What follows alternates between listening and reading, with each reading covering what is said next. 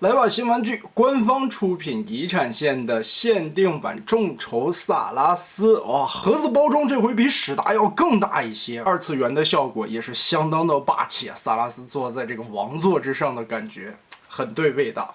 不过这一回的盒子包装形式和史达不一样啊，它就是普通的开盒。纸品方面也没有史达那么丰富了，但是也是那种很大页的全彩印刷的开页说明书，正反的大恐龙萨拉斯，你看彩的。来看玩具的实物，哇，坐在这里看看这气场，我靠，相当的霸气，很有味道。但是唯一给我感觉有点遗憾，后边这个王座尺寸稍微有一点点小，看起来坐在这里挺憋屈的啊。如果说能再稍微的大一点点，稍微大一圈的话，这一块扶手的地方能把手握在这里，腿再往前伸一伸，那效果会更棒。不过现在已经很厉害了，挺好看的，而且把上面那鸡的疙瘩的那种感觉，很有我老形容为魂斗罗最后一关的那种异形的腐肉堆砌即视感，挺恐怖的。而且特别显眼，坐在这里，胸口两个电镀金色闪闪发光的大角，很不错。王座的噱头也很好啊，鹰可以落在王座的顶端，有插扣固定。翻到后背来，可以把它所有的配件武器全部扣在王座的后方，这个很好啊。就多余两个爆米花的特效键插不到王座上了，但是你可以插在鹰的那个炮口啊，只是因为料子太软，插住了容易掉。老规矩，我们先来看赠品的部分，两个小的迷你金刚，这小救护车直接腿部并住，脚尖儿180度旋转，哎，这个比起来那些还是变形有一些想法的，双关节抬起来，这个扣子插起来就很结实了，这比史达那俩小人插的紧，主要也是因为扣子够大吧。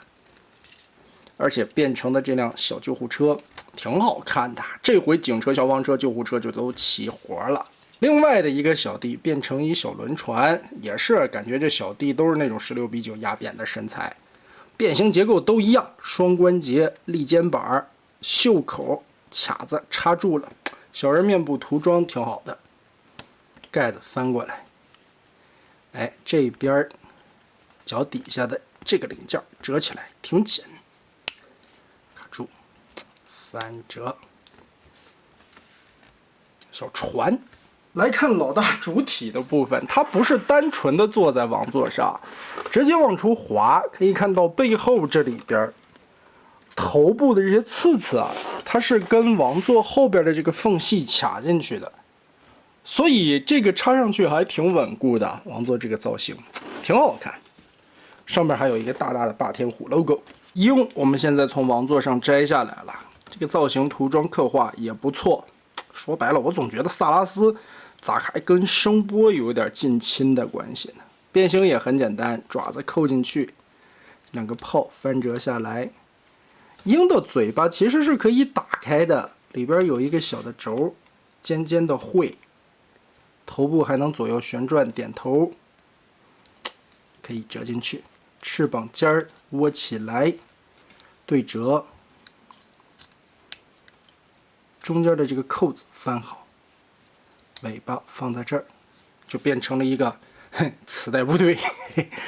倒是它也能变成武器啊，把这儿打开，两边的这个炮翻出来，就变成了一个双管枪，匣子炮，真的是个匣子。这不好看，说明书只是让你把这两个特效键插上去啊，但是插不太紧，所以这个形态当武器真的不爽。我们直接把它装到肚子里去了。不同于声波的设计，它这块盖子是无法打开的，但是这里有弹簧，可以往内折，我们就可以把鹰整个的怼进去，可以怼到很里面啊。抠的时候呢，就翻开后边的盖子，手指头垫在这里顶一下。当然，你可以把这个当成胸甲嘛，啊，红胸的萨拉斯，往里再怼，把这个标子放这儿卡住，哎，两个就都可以收进去了，很漂亮哇！这个电镀闪闪发光。头雕的刻画，我觉得是这一次做的非常出彩的地方，很帅的一个造型，包括电镀的刺刺、分色的处理，眼睛还有黑色的眼线，这个秃顶的喙的造型啊，看起来像是一个光光的脑门，再加上坐在王座上，头上架着个鹰，总觉得这就是变形金刚界的座山雕嘛。脖子的可动，上下抬，左右旋转只能转到这个幅度了。再扭不过去了，虽然是一个球形关节，但是边缘这里会被卡到，漂亮。毕竟是勇者系的兼容卡嘛，所以这张脸也做得很勇者风。手臂的可动，把胸口这一块电镀零件折开，翅膀往后挪，360度旋转，齿轮关节嘎嘣嘎嘣的，特别爽。侧举，打开下边的扣子，哇，也能举到120多度的距离。二头肌独立旋转。胳膊肘屈臂也能达到90多度，虽然只有一段关节啊，管够用。看这上面的分色涂装刻画的很精彩呀，手腕可以旋转，四指打开，不过这一回不是天火的那个手，中间并没有圈，也不需要，握得很好。背后的翅膀折叠范围90度，同时根部的这段轴还可以把它往上翘。腰部其实有独立的弯腰关节，可以折出来一点点，但是如果你卡上那个胸甲会被彪子头卡住。前踢齿轮关节90度没有问题，后踢竟然大于了90度，非常夸张。侧踢也能踢到一个大于90度啊，齿轮声音非常的清脆，而且这一次好评的是它是小齿，你看掰一齿 A 字的接地完全不会垮掉，虚位也不严重。哎呀，这你敢信这是官方的产品？太牛逼了！大腿根部来回的旋转，膝盖这里其实是两段啊，上边的这一段齿轮关节已经可以折到90度了，打开膝盖这里有一个锁扣的位置，还能往上再折45度，加起来135没有问题。脚踝整脚面的接地可以往回收后折，变形的需要，但是不能前折啊。但这一次我跟你讲，诚意，这就是诚意。看，除了脚底这是空的偷胶，还有后背这里，这儿有一个窟窿，也是变形的需要。除此之外，哎，手臂、大腿内侧、小腿内侧、后方，看，没偷胶，这是官方，你敢信吗？萨拉斯这个角色本来是想要在遗产线推出的，但是官方曾经想的是准备用钢索的那款模具稍微的做改模重涂，而产生一个新的角色啊。但后来呢，也是因为把它放在了众筹限定里边，所以也是出于这方面的考虑啊，单独又重新开了个模具。但这回这个模具开的，我觉得相当的实在了，很好，很好，很好，拿起来的质感也很好，拿着沉甸甸的，这家个头真的不小。头顶基本上已经来到了28.5公分，如果到翅膀的最高处在33公分左右。我们也是把他的老对手同样为众筹限定的狮王史达合体放在一起看，几乎是同比例身高的，所以这两款摆在一起啊，真的同框的画面也是十分撩人的。价格方面也都差不多啊，基本上都是在1300左右的一个价格啊。但是虽然说狮王史达这一套玩点更丰富，玩具更多嘛，我觉得这一套还算挺值的啊。但是对于这款萨拉斯，你会觉得虽然它变形简单，也就这么一个大人儿，再加几个小弟，但是它的诚意方面咋感觉比史达会更强一些，料子也比史达的更好一点点。我上手玩过的手感方面，起码是这样感觉到的。第一个，它的板材要比史达的厚一些；第二个，这料子明显就不是一个玩意儿，史达的会特别的软，而萨拉斯用的就是后来的。我觉得有点像 MP 的料子，也有点像官方曾经那几年的那种硬的料子，所以这个料子很好，手感特别的不错，再加上齿轮关节叮当作响，没有任何的虚位 ，A 字接地也是正常的摆放，是不是？这是不是比天火还良心？除此之外，武器的互动方面，我们把整个的武器包装甲架子扣到这边来，大盾牌。而且握持的时候不会像史达的那个样子，手里握这个圈儿，它是中间有卡的，插在手里面可以说相当的紧实了，完全不会掉。另外呢，我们也可以把它拔下来，换一个扣子横着插。萨拉斯的肩膀上还可以翻出一个关节，把这扣子插在这里，就可以把盾牌搭载到肩膀上了。大刀从这个地方卸下来，哇，造型十分的夸张。涂装做的还不错，但是这一侧明显能感觉到顶件儿的时候的3个圈儿，握在手里很紧实，完全不会掉。哇，这个大尺寸。同时后背这里还有一个这样的造型孔，我们可以把这一侧斜着的这个扣子插上去。大刀背在后背，还是一个斜背的造型，也挺帅的。再从这儿往下抠，流星锤。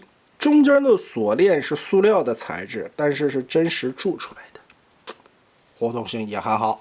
这家伙握在手里边叮叮当啷的，就，也挺酷的。当然，在身上也有它的搭载位置，嘿嘿，说明书让你装到鸟头后方这个壳里边去，嘿嘿，也算吧。王座的靠背上这里还有一根剑，我们就可以把胸甲卸下来了。小弟可以变成一把弓，把这里抠开，卸开中间这里的扣子，然后侧面这里掰开，里边有卡点，定一下位置，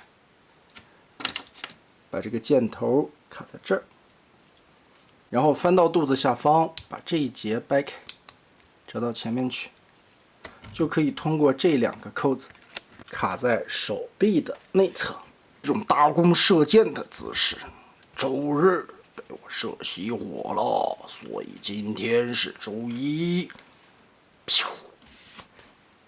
弯弓射大雕，在搭弓射箭的时候，我发现这里还可以拖出来一个蝴蝶关节，所以啊，这款的可动也可以的，该有的都有了，这细节，哦，不愧是众筹。那这样看的话，良好的可动性和稳定的齿轮关节支撑，摆一个啾啾力都不是问题啊。最后一个也是我个人最喜欢的这把大炮了，180度对折打开，中间的卡扣扣上，哇，好长啊！然后侧面这一块转下来，上面的爪子打开，立起来。稍微的摆一摆造型，手上同样把这个插扣固定结合上去，但是肩膀后方这里还有2个插点，再卡紧，所以这样举起来会非常的稳定。而这个时候我们也可以加上特效键，把这一节加在这儿，后方的这里当然还要有一个喷火的效果，这一炮下去，这一炮开出去的感觉，哇！这回特效键终于有了它最帅的一种搭载方式了，很带感。胸口这个标子变形也很简单啊，翅膀折上去，然后把翅膀折开一定的范围，划出来这个屁股旋转180度就挪开了，把腿摆到位，后肢、前肢从这里拉出来。脖子这里有一个滑槽，拉长，这里的归位，翻到背包，打开这一块，尾巴 Z 字双关节拉长。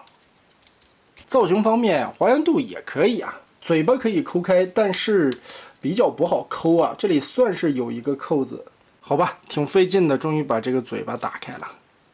四肢也有一些可动的关节。好嘞，配件内容都介绍完毕，咱们开始进入这次的变形过程。首先，为了方便，还是把这标子卸掉，鹰就卡在里边吧，不用拿出来。头部左右的2个刺刺啊，记得稍微往里折一点点角度，顺着背后这里拉开，翻上来这个盖子。头先往下折，打开这一块面板，盖上去。根部的这2个卡点卡住脖子的位置。再把这一块脸部藏起来，脖子这一块就刚好盖起来了。当然吧，你可以把它头转到这一侧来。3大王，胳膊的变形，我们先照着说明书的来啊。爪子先拧个180度，上方的这块面板打开。在这个时候啊，我建议把手腕旋转一下，转到这个方向吧。然后往里折叠，先立一个90度下来，然后把拳头连同里边的这个橙色的轴往上折90度，再把这个盖子锁住，爪子立好。哎，呈现这么一个姿态。然后说明书还只是让你把这里旋转个180度，滑道再缩进去。我们先按说明书变成这个样子。刚才我们挪开的这个空间中间空了，打开这2根灰色的条，然后顺着根部的双关节搓到中间来，再盖上去，形成肚子堵窟窿。脚后跟折回去，打开一条腿，内侧下方的这块盖板先打开啊，同时上方这里也打开了。我们把它对折再对折，说白了就是个包片片。这里全部折开，脚踝往后稍微的放一点点，2条腿齿轮关节摆正。这个时候膝盖这里打开，这个时候注意2片侧裙甲要打横立起来。然后顺着膝盖的双关节调整位置，这个并没有一个很明显的定位到哪里啊，主要就是看这一块裆部平行卡上去就好了。然后翻到这面来，主要我们能把这2块盖子盖上就搞定了。然后腰部这里稍微的往起来翘一点点角度，让这个曲线有过渡。2条腿中间其实并没有插扣啊，锁的地方是什么？是这个盾牌。盾牌翻到这面来，中间的这个握把可以不卸掉，直接包在里面，卡住。然后顺着这里边的凹槽，左右有2个方框的位置，把它插进去。插好以后，再用膝盖的黄色零件进行锁定这个大凹槽。这样尾巴也插起来了，也把2条腿固定好了，炸不开了，很结实。维度锁定，环环相扣。拉开肩膀上方这个地方有一个活的无损咬扣，打出来，旋转180度，再通过双关节卡在腿侧面边缘的洞里，换一个方向。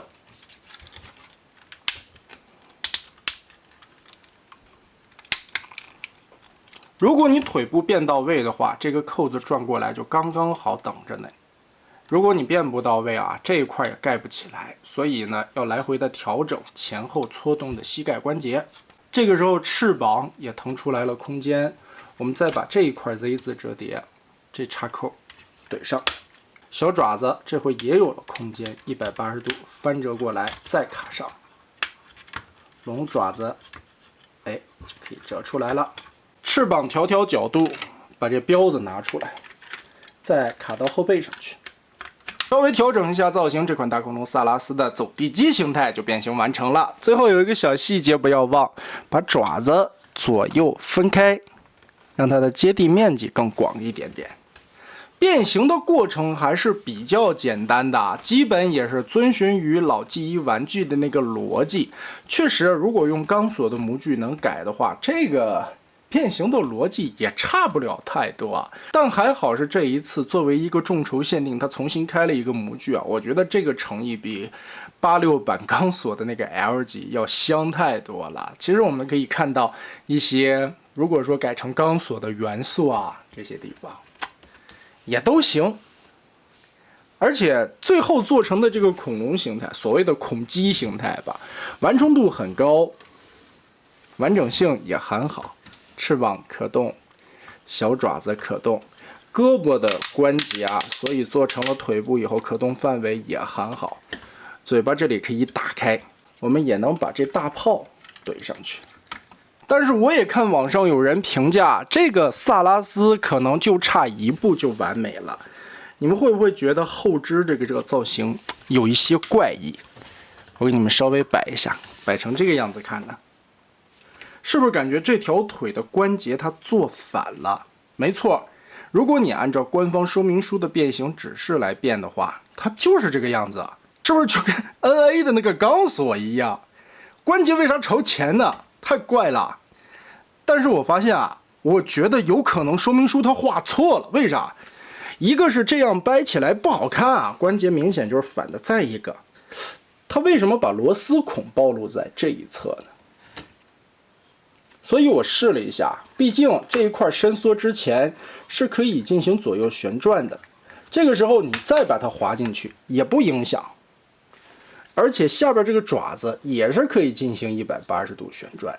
哎，那你这么摆，这条腿看起来是不是就舒服了很多？而且这个才像是我们印象当中这种像霸王龙或者说是两足行走的恐龙腿部关节应该有的一个造型姿势，对吧？这个就很合理了嘛。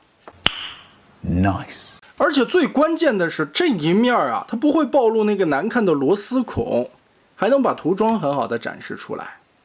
所以说，我觉得官方画说明书的有的时候并不理解这个设计啊，不要看着说明书死变，变形还得动脑子。这么变，我想我个人猜测应该才是设计师原本想要的一个变形完成的设计结构，我是这么猜的。所以就连最后这一点点在伪装形态下让人觉得别扭的腿部造型，你也可以根据自己的调整修改过来之后，这款大恐龙萨拉斯你们觉得还有什么缺点呢？而且这块看似空吧，你把手背变过来也能填上啊，稍微的堵一点也不影响美观。总体来说啊，在把玩下来这一次的众筹萨拉斯之后，我甚至觉得这一款是即使说它卖到了一个1300块左右的价格，我觉得也是一款良心之作。